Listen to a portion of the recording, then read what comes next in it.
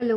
मैंने आपसे बात की थी और लास्ट टॉपिक जिसमें मैंने आपको उर्कुन सॉफ्टवेयर के बारे में बताया था, उसमें मैंने आपको कहा था कि ऐसा ही कुछ और टॉपिक लेकर के मैं आपके सामने आऊंगी और पॉसिबल होगा कि जिस टॉपिक के बारे में मुझे कुछ थोड़ा बहुत नॉलेज है वो मैं आपके साथ शेयर करने की कोशिश करूंगी।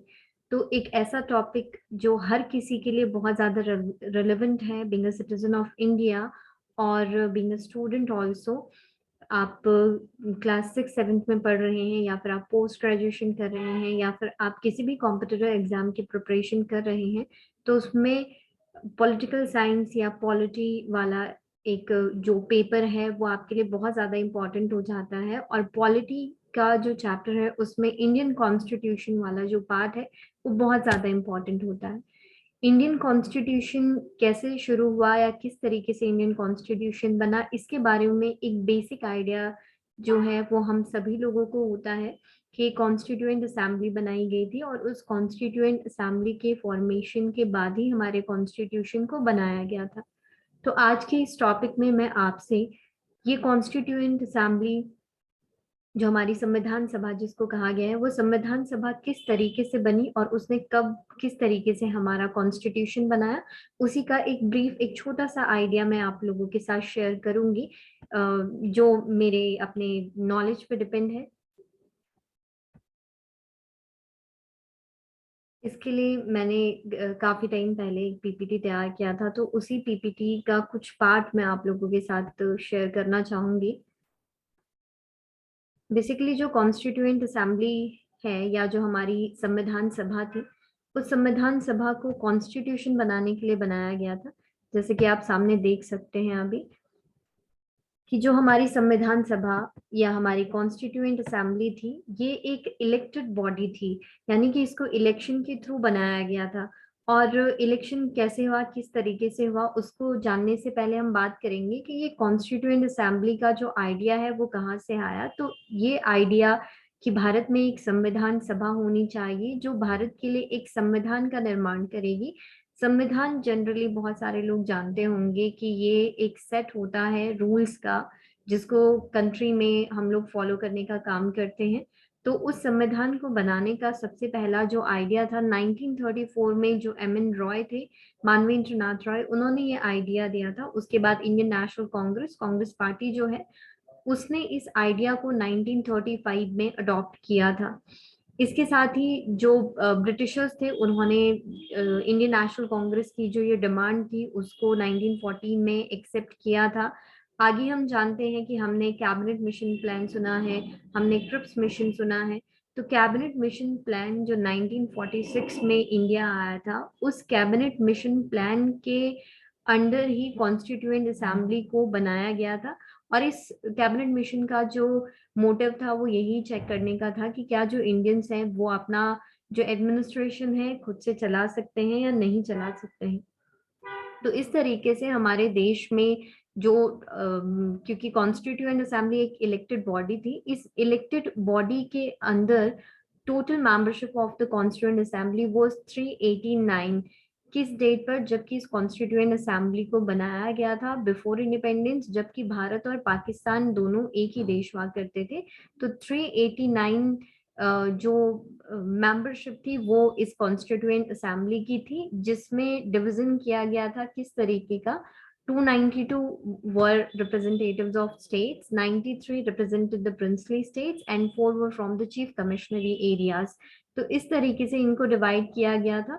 292 जो थे वो अलग अलग स्टेट को, जो हमारी ब्रिटिश कॉलोनी, इंडिया जो ब्रिटिश कॉलोनी था उसके अंदर आते थे, उनका पार्ट था। 93 जो थे वो प्रिंसली स्टेट्स के पार्ट थे, या प्रिंसली स्टेट्स को रिप्रेजेंट करते थे। प्रिंसली स्टेट का मतलब है कि जो रियासतें होती थी जिन पर ब्रिटिशर्स का जो डायरेक्ट गवर्नमेंट था वो नहीं होता था, जो राजा होते थे वो वहां पर रूल करते थे, और कुछ चीफ कमिश्नरी एरियाज होते थे।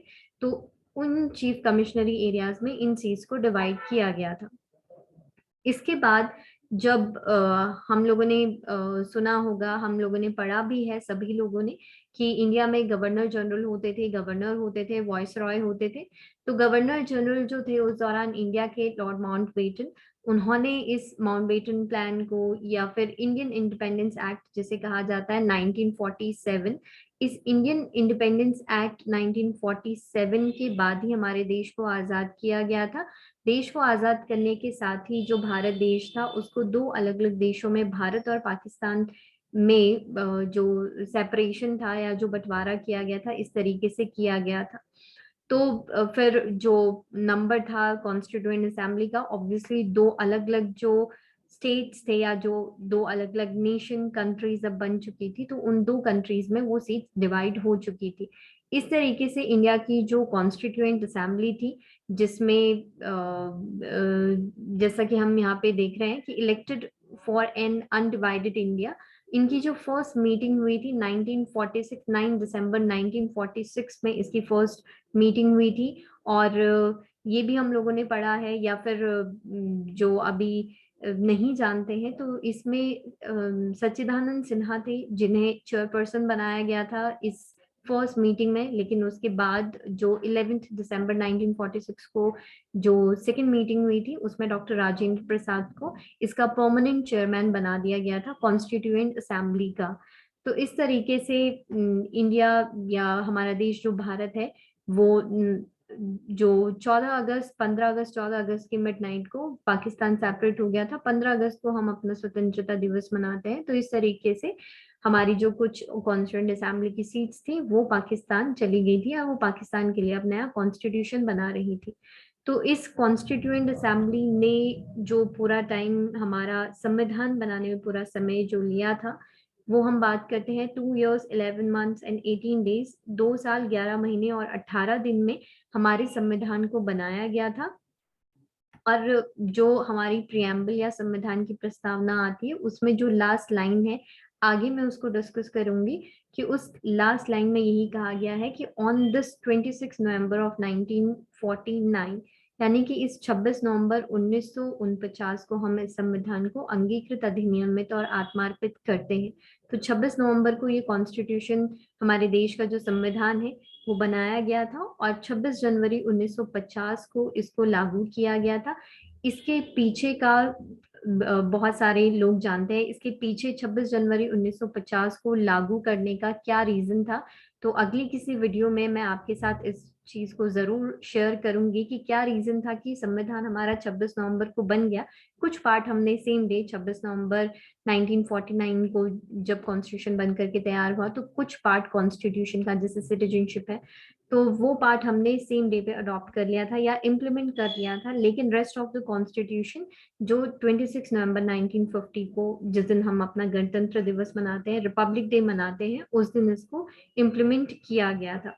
टोटल जब हमारा कॉन्स्टिट्यूशन बना था 22 पार्ट्स, 395 आर्टिकल्स एंड 12 शेड्यूल्स, अभी इनको थोड़ा अमेंड करके जो है वो बढ़ाया गया था। तो इस तरीके से कॉन्स्टिट्यूशन का फॉर्मेशन हुआ था। क्योंकि मैंने आपको कहा कि मैं आपको इसका ब्रीफ आइडिया, एक छोटा सा आइडिया दूंगी कैसे कॉन्स्टिट्यूशन बनाया गया था, जो हम लोग पहले पढ़ चुके हैं, हो सकता है कि हम उसे भूल गए हों उसको, just to revise that particular part of constitution. तो इस तरीके से कॉन्स्टिट्यूशन बनाया गया था। ये कॉन्स्टिट्यूशन की प्रियम्बल है या संविधान की जो प्रस्तावना है, या हम संविधान की समरी है ऐसा भी कह सकते हैं। इस पूरी समरी को पढ़ करके, इस प्रियम्बल को पढ़ करके हम पूरा आइडिया ले सकते हैं कि हमारा जो संविधान है वो किन चीजों के बारे में हमसे कह रहा है। तो इसको मैं डिटेल डिस्कशन जो है वो अपनी किसी नेक्स्ट वीडियो में मैं जरूर करने की कोशिश करूंगी। लेकिन अभी मैं इसका एक आपको एक ब्रीफ आइडिया दे देती हूँ कि इसमें बात की गई है प्रियम्बल ऑफ इंडियन कॉन्स्टिट्यूशन में, the very first thing which is we the people of India, यानी कि जो हमारे देश का संविधान बना है वो हम लोगों ने मिलकर के बनाया है। दो 389 सीट्स जो हमने देखी थी वो हमारे इलेक्टेड मेंबर्स थे, लेकिन वो इंडिया के जितने भी सिटीजन थे उन सभी को रिप्रेजेंट करने का काम कर रहे थे। तो जो पहली लाइन लिखी गई है we the people of India, ये इंडिया के सभी लोगों को बताती है कि इंडिया के जो सभी लोग थे या इंडिया के जो सभी लोग हैं वो सोर्स है इंडियन कॉन्स्टिट्यूशन को बनाने का। इंडियन कॉन्स्टिट्यूशन के जो आप बेसिक एलिमेंट्स कह सकते हैं इनको, जो इंडियन कॉन्स्टिट्यूशन है, we the people of India have solemnly resolved to constitute India into a sovereign, socialist, secular, democratic republic।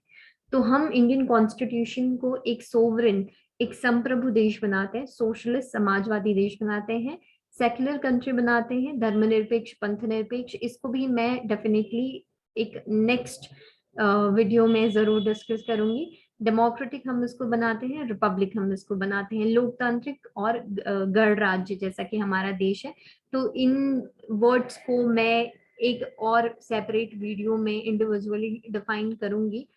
इस तरीके से जो बेसिक एलिमेंट्स हैं इंडियन कॉन्स्टिट्यूशन के, ये 5 तत्व हैं इंडियन कॉन्स्टिट्यूशन के, जिन पे बेस हमारा कॉन्स्टिट्यूशन है। और जितने भी लोग हैं इंडिया के सिटीजन हैं, उन सभी को कुछ राइट्स या फिर हम कह सकते हैं उनको कुछ फैसिलिटीज प्रोवाइड की जाएंगी। ऐसा इंडियन कॉन्स्टिट्यूशन में कहा गया है कि जो इंडिया के सिटीजन होंगे उनको जस्टिस प्रोवाइड करवाया जाएगा। Justice that will be social, economic and political justice.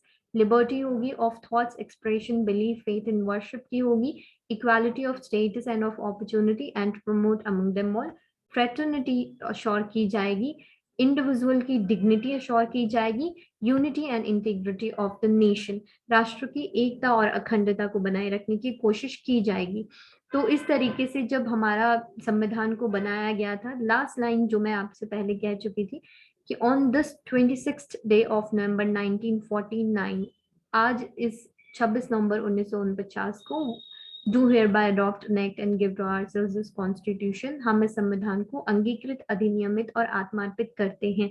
तो इस तरीके से संविधान सभा में हमारे इस संविधान को बनाया गया था, जो हमारे लिए एक रूल्स रेगुलेशन का सेट है और हम सभी भारतवासी जो है इसे फॉलो करते हैं। हमारे देश में जो संविधान है उसको सर्वोच्च माना गया है और संविधान से ऊपर हमारे देश में कुछ भी नहीं है। तो इसी तरीके के कुछ और वीडियोस, और जैसा कि मैं अभी कह चुकी हूँ, प्रियम्बल के ऊपर डेफिनेटली मैं एक वीडियो सेपरेट बनाऊंगी, क्योंकि एक जो इंडियन कॉन्स्टिट्यूशन है या जो इंडियन पॉलिटिक्स है, भारतीय राजनीति है, उसका जो आधार हम कह सकते हैं वो भारत के संविधान की प्रस्तावना है। इस सभी को हमें सिर्फ एक स्टूडेंट होने के नाते नहीं, बल्कि भारत का नागरिक होने के नाते इनको समझना बहुत ज्यादा जरूरी है हमारे लिए। और अगर आपको ये वीडियो मेरा अच्छा लगे तो इसको जरूर शेयर करें और मेरे इस चैनल के साथ आप जरूर बने रहें। आपको इसी तरीके की अगली वीडियो लेकर के मैं आपके बीच जल्द ही आने की कोशिश करूंगी। Thank you.